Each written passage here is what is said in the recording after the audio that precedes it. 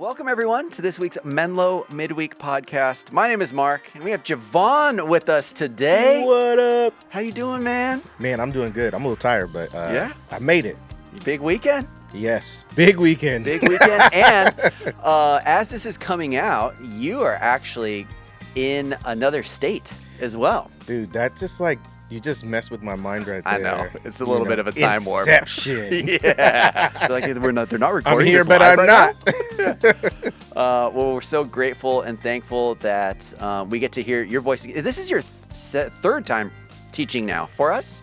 Yeah. Yes, I think so. Third or fourth? I think it's my fourth time. Might be your preaching. fourth. Yep. Once not as a staff member. Yes, as a guest preacher. Yep. And then it was really sweet. This one gal came up after me after I came on staff and I preached. She said, "I just want to talk to you about your preaching." And I was like, okay, this can go a lot of different ways quick. And then she said, "I'm actually just really glad you can preach." Because I was a little bit worried at first. Okay. So I'm glad I didn't let her down. Yeah. But, so that was really crazy to even just know, like, again, the preaching expectations here at Menlo are up there. But, everyone's been just super gracious and kind. That's so great, man. We love the change of pace and the change of energy that you bring too. I'm curious as well. This is the series that we're in now and that you got to close out is Startup Faith. And knowing you and your history, you've been around startups. You've been grinding up in Seattle before this. What was your first experience like working in a startup? And I'm just curious, what was Jevon like when he was working there? And is that Jevon similar to the Jevon that we have now? Yeah, I'm still crazy. You gotta be kind of crazy. Yeah, man. Yeah. I'd say you have to be crazy to start up something. Yeah. You've got to be able to, dream and think of what could be because you can see what is, even though it hasn't, manifested itself yet. Yeah. And it reminds me of God. He made something out of nothing. Obviously, I'm not him. I don't got pulled like that, but I think I'm the same person. You really are crazy to think to challenge the status quo of the thought to see what could happen. Yeah. So, from all the different stuff that I've worked in, it's the same kind of mentality and mindset. You have to be crazy to start something. And then you need even crazier people to go with you and to work with you in doing that. Interesting. I've never worked formally in a startup space. I'm curious because I've been working at a church or living abroad for the last 10 years. Flex, living abroad. Where were you living? I was living in Japan, man. Japan? Yeah, I was living in Japan. That's that was what's fun. Up. It was a Jevon different Washington kind of Those crazy. Yeah. There it is. Arigato. Height so this. Yep. So his name. What is is there a culture of, and I don't know a better way to say this, but when I imagine startups, I imagine it's grinding, long hours, get your stuff done, not really caring a lot about the person that you're becoming, but more so the work and the output that you're giving. Would you say that that's a true characterization of a startup, or is it a little bit different than that? Is it a little bit more, I don't know about if caring is the right word, but that's what's on top of mind for me. Yeah, I don't know. I think it would be unfair for me to blanket statement it across the board. Sure. Either yes and no. But my experience and what I've seen and some of my close friends is definitely, because the dream is, okay, we want to see this come to reality. Right. Sometimes you're dealing with other things like there's another competitor. Yeah. And we got to do it faster. We got to do it faster. We don't have as much cash as they do. Yep. So we need to go all in. And a lot of times there is no breaks and there's no sleep. There's a lot more of a grind. Yeah. And that is a true reality to a lot of startup founders. And then there's a lot of risk involved. Yeah. Where you're risking your own personal money. Yeah. There's probably a number of people who are listening right now who they've started their own business, their own startup, and they've invested heavily, all of their money. And so when people are invested that much, your heart is your moral compass. Yeah. I mean, your wallet is your moral compass. So what you value is what you give your money to. So there's a lot of people who really like said, I want to start this business. I want to see this thing come to fruition. And they're giving all of their money and they're giving like their part of their life to it. So I'm pretty sure they take that very, very seriously. And their sleep probably looks different. Their wins probably look different. Their losses are probably heavier. But I do think there is a agility and speed. And the question could be asked is that all the way healthy? That's a good question. And from what I've been talking to even to startup founders here, like a lot of it is kind of a non-negotiable if you're going to be doing startups. But at the same time, it's also like, what's the goal though? What's the goal? Is the goal, to do all of this and then at the end, like just, die because you're so tired and you're exhausted, you're not eating right and all those things. So at the end, it kind of reminds me, what do you gain the whole world? If in the end you lose your soul, what does it profit a man? So for some people, their profit looks different. They're looking for profit of, flexibility, profit of finances, profit of, my kid's going to be in a good school. I want a good car. Nothing wrong with that. But what are you willing to pay for it to get it? Because there's going to be a cost. That's a good question. And I think that's the thing to kind of think about is you're going to exchange your time, your life, your money for this. So how do you show up? Which also is kind of weird when you think about it too. We all have jobs. We all had a job, whether you've lost your job and you're looking for another one, or if you worked in a job before, we all can say, okay, well, am I as invested, or do I treat my current job like I would if it was my own business? And that right there is something to where it's like, okay, things look a little bit different depending on what position you're in. Dang, that's a good question to ask. And speaking of people that were grinding it out, people that didn't stop, the whole point of this series was to see how modern day startups and entrepreneurship, again, models the early church. And if they didn't grind, the world today would look a lot different. Wait, Christianity didn't start in America? I know, right? I know, crazy. Right? Wow. So for those that might have missed your message, this is the fourth week and the final week in our series. Why don't you give a little bit of a rundown of what your message is on, and then we'll dive in from there. Yeah, so mine is on deploy. You go through this whole kind of startup phase with the idea phase. You dream big. Then in week 2, we talk about design. And week 3, we talked about developing that, talking about the MVP, the minimum viable product. And then in this one, we talk about deploy. What does it look like when you actually come up with some crazy idea, you have people around you, and you're ready to go to market? You got to deploy that joint, and you got to figure out, how do I share this product or this service with the world or with the masses? And so, when you look at the church in Acts, it's, again, I know sometimes we say like the church was birthed in the book of Acts. It's not entirely accurate. It was an addition to what God would say, that, he would add another people, that he had other sheep that are not of this fold, that Gentiles, meaning non-Jews, would be grafted in to the covenant people. And so when we see these Jewish people all of a sudden hear the message of Jesus, and people who walked with him, they are now captivated by what they see. And I think it's really a cool picture of what happens to you and I when we don't just have a dream, but when we have God's dream. What would we do? How would we grind? How would we rest? How would we work? How would we play? How would we do all of those things if we're not worried about our dream, but we're worried about God's dream and about deploying God's dream into the whole world? So the spoiler alert, right, is that God said that one day the whole earth would be filled of his glory. And he said to go, therefore, and make disciples of all nations, right? Matthew 28:19, the Great Commission. And so that's really one of those things that's so important when we're talking about the reality of deploy. What does it look like for me to deploy my faith? What does it look like for me to share something that I'm so excited about? And also, when you're so excited about something, it kind of, I'm on the what's it called? It's the there's like this assessment. working genius.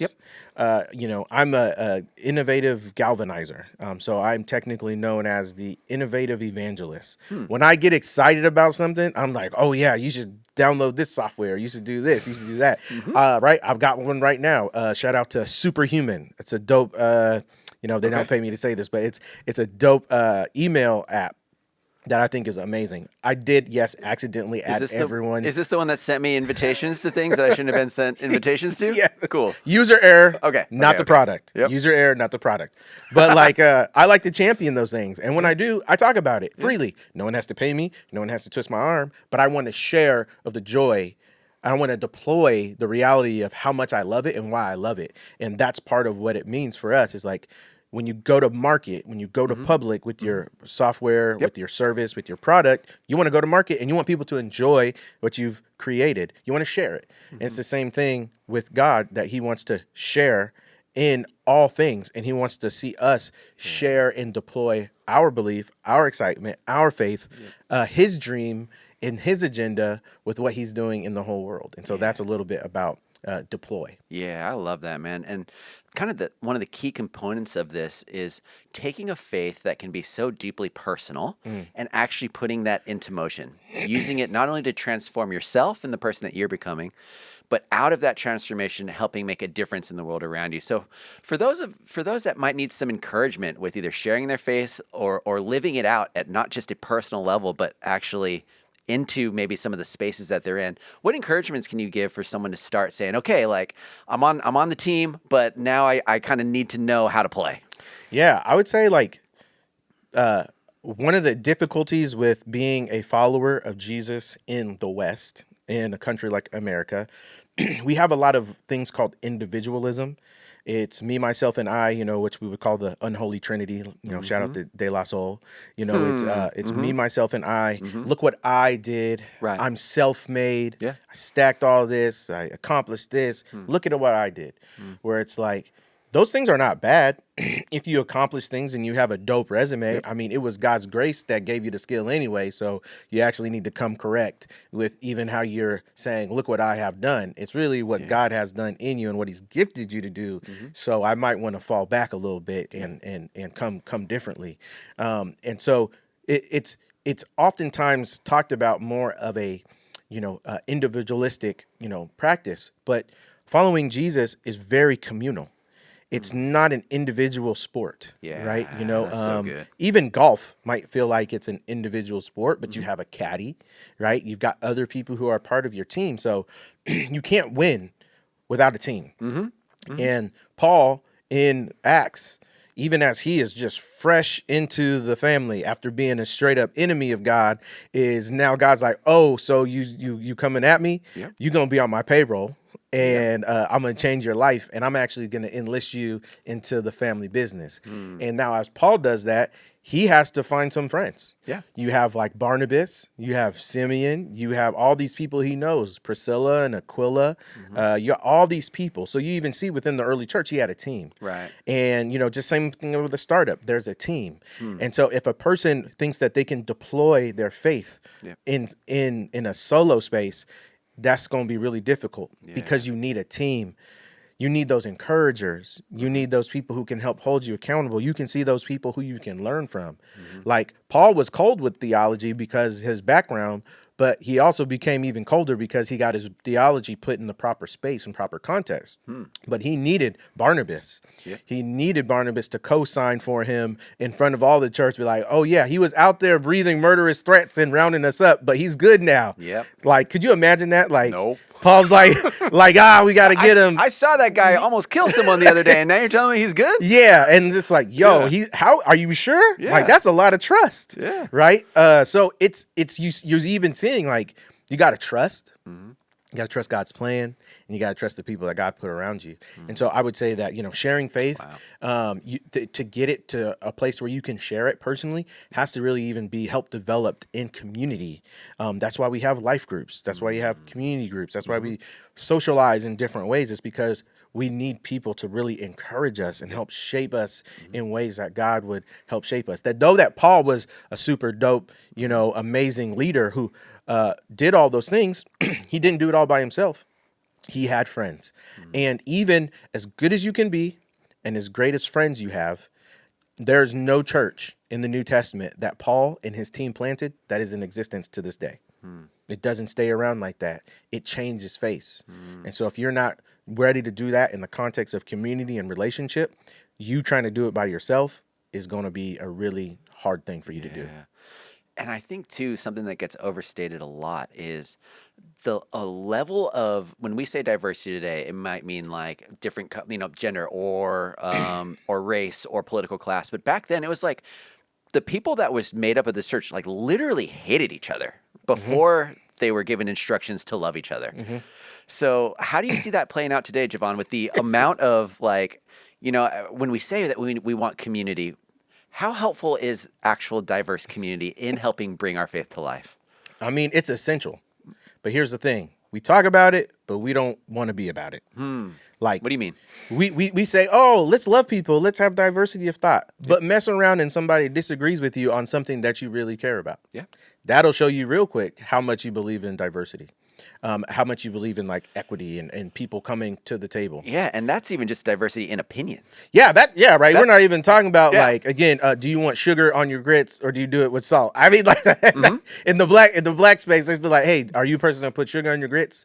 If you do that, we can't have fellowship with you. Interesting. I mean, it's a debate topic, but I'm a sugar and salt. I like savory. I like the both. Okay. So don't judge me. I see you guys out there. Don't judge me. Somebody's like, you cannot come to the cookout. I'm uninvited. But I think, like when we're talking about like that diversity and stuff, this church and the church, God had always promised that, Gentiles would be added to the church. He had always talked about that. But again, people didn't realize like what he was talking about. And even Romans 1:16 is like the gospel is the power of God. Like Paul says, I'm not ashamed of the gospel, for it's the power of God for salvation for all who believe, to the Jew first, then to the Gentile, the non-Jew. So it was always supposed to start with them and then branch out. But once all of a sudden, Gentiles start becoming followers of Jesus, all of a sudden, like you read the book of Acts and you're like, what do we do with these Gentiles? They eat differently than we do. Right. They all these things are different. So how do we, actually walk together in step? And then that's why Paul's writing these corrective letters to New Testament churches like, hey, yo, I know you used to, eat this way. I know you used to, practice relationships or, what does sexuality look like? We don't do that way. And actually, even though you're thinking that those things and doing them those ways liberate you, they actually don't liberate you. They actually enslave you. If you really want to be liberated, come get with this right here and my truth, right? Yep. And so this church at Antioch, for example, is a multi-ethnic church. It's crazy. It's this special place within the Roman Empire of where it's located and where it's at. And you read the names, you learn a lot about people. Now, this is because, again, the Bible is God's word. It's inspired. We understand, that, the Bible translated does not mean Bible changed, right? Content. It's this basic, like, understanding of theological, concepts if you're unfamiliar with them and kind of how there's some criticism of some different texts and whatnot. But like when I read this, Acts 13, one of the hardest things to read is because a lot of times this writer in Acts, Luke, he's actually using people's names or telling you where they're located from. And that's intentional. So you have Paul, who, again, when he became a Christian, let's get this straight, he did not have a name change. He does not become Saul, and he doesn't become from Saul become Paul. It's not a name change because God changed his heart, and so he had a name change. No, this is different languages and how the scriptures were written. So one piece is this. It's the Shaul. It's like the Hebrew way, Shaul, and then like Paul is like a Greek version of that. So when we're talking about this church, when you're reading the names, like you read a dude's name named Lucius. I'm like, that had to be a black dude. that had to be name is Lucius. Okay. Lucius. And it talks about, Simeon. And the problem I have with how they did my homie Simeon, his name is the Niger. Now, we already know in our culture, in our context, because in Latin, that name means the black. Simeon the Black. Because he was black from Africa, right? And so you have all this, you have this church, you have this Jewish man who's from Jewish context and, Pharisee of Pharisees, called with the Torah. And then he's coming up with Gentiles who are giving him cosign into the covenant community of the church. And then you got, black people from Africa, from Simon the Cyrene. Like, there are also people who don't know if he was the same one who actually carried Jesus's cross. Because they're like, why would they make him do that? You got Rufus. You got, we can tell like where some of these people are. And so you can see this church is very multi-ethnic. Like, can you imagine that kind of cookout? Could you imagine that kind of church service? Like, hey, the drums are too loud. You're not singing enough hymns. Who did you vote for? I cannot believe it. Why would you vote for them? What's your policy on this? Like, it would be crazy. Right. But again, think about that. They had to be so bought in and aligned to the truth of Jesus and his gospel that they would be willing to put those things not aside, but into their proper category and context. And that's the discipline that we got to start to learn. It's not that we don't have opinions. It's not that we don't have preferences, but it's like, what does it look like for us to put those in the proper place? Yep. And once those are in their proper place, I feel like that sets a path and direction for that vision to be laid out. So I'm curious. I've asked Phil this a few times. He's probably known that I've asked him this, and I think he's answered a little bit differently each time. But for someone that is now trying to figure out, okay, I get it. I'm on, like, I want to put this into place. You talked a little bit about what it means to be spirit-led and to walk in that spirit and help get, divine direction for the ways in which you think that God will want you to move. So what does that look like in your life? And for someone that wonders what that could be like, maybe they haven't prayed before to be, in obedience with what God wants them to do and ask God for help. So what does that look like in your life? And what tips could you give to someone that might be either exploring this for themselves or helping someone else in their life that's new to Christianity explore this as well? Yeah, I would say this is probably one of the hardest things to do as a follower of Jesus. Even when I got called to ministry, I didn't know anything about stuff. I just did what's called the Holy Flip or Bible Roulette.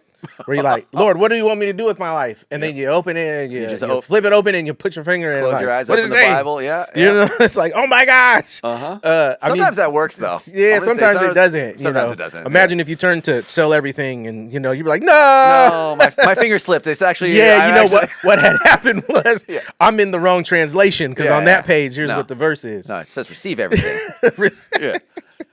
I really think God is a personal God. He's a personal God, and he comes close. He comes near. I think there's many layers to this, but it's, I think sometimes we get a little bit too spiritual. And what I mean by it is this. Okay. We think, if we truly think that there is no decision that we could make that we should not consult God on, then why do we not pray to God and ask him which socks should we wear every single day? Some people might consult God like that. Maybe they can teach me some lessons. I don't consult God with what kind of shoes I want to wear, what kind of game I want to eat, or what kind of game I want to play, or what kind of food I want to eat. I'm doing the things that I like to do, and then if it comes to a thing to where it's like, hey, I need to make a decision and ask God on some things. I think one of the things that one of my good friends, Jordan Taylor, he is a executive pastor at Calvary Chapel, Costa Mesa. He told me when I was in Bible college was, Jevon, because I was always so paralyzed. I want to hear God's voice so much. God, would you please direct me? And there's someone like genuinely like, hey, God, please direct me. I want to pray. I want to know.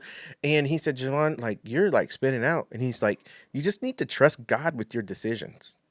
Trust God with your decisions. I think that's a really good, wise thing to do is, number one, to remember, trust God with your decisions. Meaning, it doesn't mean do whatever you want and trust God with it. It means, trust in the Lord with all your heart. Lean not into your own understanding, but in all things, trust him, and he will make your path known or make your path straight. So sometimes there's a going, and you're finding out as you go. Sometimes you clearly hear something, and then sometimes you're not sure. And this is why if you are driving a car and you need to switch lanes, what is the first thing that you do? Turn on your blinker, and then where do you look? Side view mirror. Oftentimes we are living our Christian life like a car that has no side view mirrors because we have no community and we have no friends to actually tell us that objects in mirror are closer than they appear. Wow. So you need people to help co-sign that. Imagine Paul by himself gets knocked off the horse, right? Is blind, and then has to go make his way to where God told him to go. Yep. And then for, someone to hear like, oh, by the way, the murderous dude is coming and he's friends now. Like, what? Like, how's this happen? And him having to be the one that co-signs for him. Imagine if you don't have someone to co-sign for you, to encourage you. You need someone also to help pray with you. And you see that in Acts chapter 13, in Acts chapter 16. You see this, that they're all praying together. Yeah. What does your prayer look like with your community? Do you have friends that are help checking the side view mirror for you? Are you having friends that are saying, hey, watch out over here or watch out over here? And I think this is a part where we cannot underplay the importance of a church community and leadership. Yeah. Again, leaders and pastors are not meant to be overbearing, domineering, and controlling, but they're also all called to give an account and to help steward and to shepherd and protect. And one of the ways that you make sure you do that is it'd be helpful to maybe bring your pastor in on a conversation or a decision that you may be needing. You'd be often surprised how when multiple people pray, they might come to the same conclusion. And it's that's a great confirmation. So it's just kind of like when you get a call to ministry. Imagine if someone's like, oh, I'm called to ministry, but it's like, no, you're not. You're not called to ministry. Like, you're like, do you like people? No, I hate people. I wish they could go under a rock. Well, that's not the best person. Or if it's like, hey, this is like when I really thought I was going to play basketball. Newsflash, I'm not that good to make it into the league. But imagine if you meet someone who's so set on doing something or so delusional that they're willing to do anything and they can't listen to nobody. Yeah. Oftentimes, we don't have the help of corroboration and collaboration because we want to just hear what we want to hear. And if we want to know God's voice, it means we might have to be still and listen. My grandma used to say, you have 2 ears. You should listen twice as much as you talk. Wise words, man. Yeah, they're great words. Yeah. Have I listened to those? No. I'm on a podcast right now, and I speak a lot of times for a living and pastor. So it's true though. We need to listen, calm down, slow down, listen, process with each other, with your friends, with your close confidants, your family members. We also need to be checking what kind of decisions are we making. Do they line up with God's character? Yep. He's not going to say, go out and do all these crazy illegal things in order to get what you want. He's like, that's not about me. So we know there are ways that we can check, but oftentimes prayer and conversation with friends, trusted people is really important. Yeah, I love that. I think the two most important things I heard from that is try to invite God into your decisions. It's way easier to, at least for me, to get out of line if I think I'm heading in a direction and I decide to do that and then check with God after. Oh yeah. So I think they used to say in the black church growing up, it's there's nothing worse than wishing you had have waited on God. Yeah. Exactly. I wish I would have waited. Yeah. I wish I would have waited on God. The safest place to be is in the will of God. Yeah. Any place outside of it is the dangerous space. Yeah. So that, and then also, I think a lot of the times when people think about inviting God or inviting the Spirit into their life, it's an extremely personal thing. But I loved what you said about how it can come through group talking with your friends about decisions that you're making, or if someone's going to be in the car with you, using your car analogy, like you have to let them in. And they're going to check your mirrors if you're not checking your mirrors. Yeah. And so as friends and as community, like we want to be the groups of people that can, one, help steer not only ourselves in the direction that we think God is calling in our lives, but also do that with those around us. So I'm going to be taking that into this week. Thanks, man. Yeah, absolutely. Also, you only had 30 minutes for this message, which for you is probably an hour kryptonite to a chocolate preacher, as Brian Loritz would say. They said when you have a shot clock, a countdown timer for a chocolate preacher, that is just just sinful. Yep. That's just. I Sinful. don't know if everyone else heard other people in our studio laughing, but they were laughing for that. If you had more time, what would have you liked to expand on? What ideas maybe you didn't get to include that you would have liked to include? Yeah, so if you haven't, gone through the series yet, you'll see that there's a lot of parallels that we're drawing Yeah. between stuff from the startup world or business with parallels to the, startup of the church, the ancient early church. And, one of those things that I actually have it in front of me, I had to cut a section of the sermon called Strategies for Market Penetration and Growth. Okay. And so we look at different ways that businesses try to get into the market to get influence and get into their customer. They use a lot of different ways. Sometimes it's digital marketing.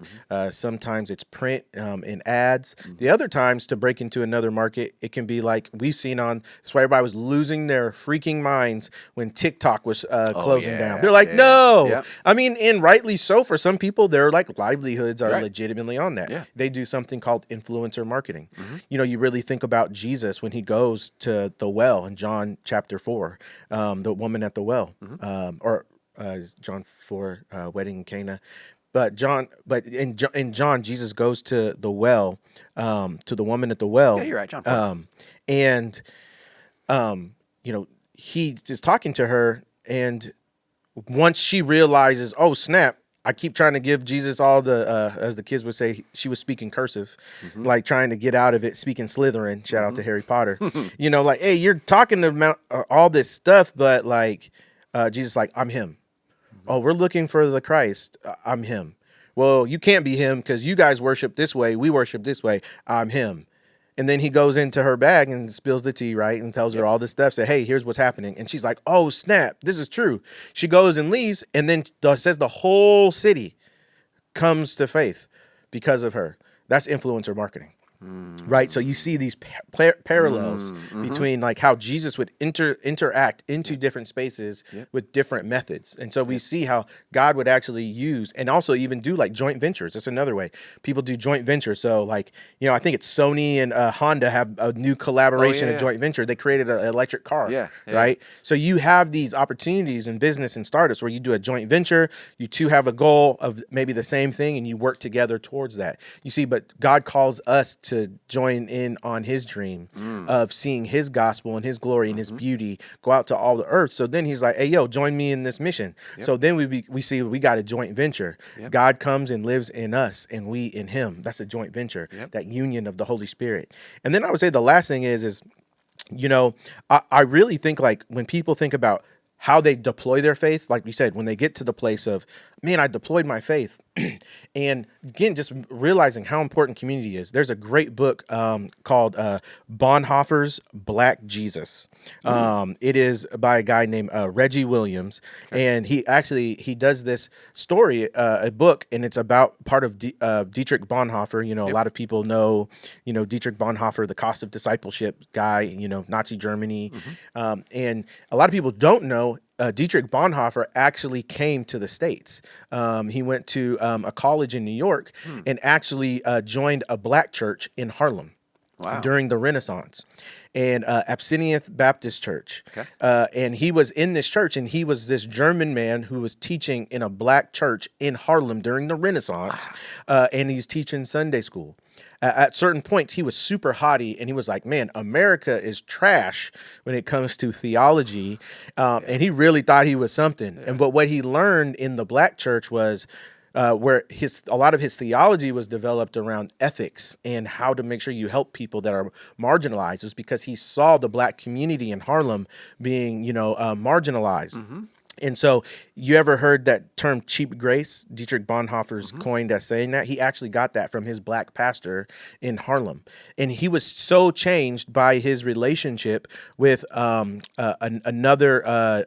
dude. I'm forgetting his name right now. And they were like just great friends at this church. He was so impacted by that relationship and his experience in Harlem at this black church that everything completely changed. So that's why you see this switch between Bonhoeffer in this kind of passive Lutheranism in Germany all of a sudden switched to this ethics, talking about discipleship, talking about serving and taking care of other people. And he would bring his students from Germany to segregated South and show them about ethics.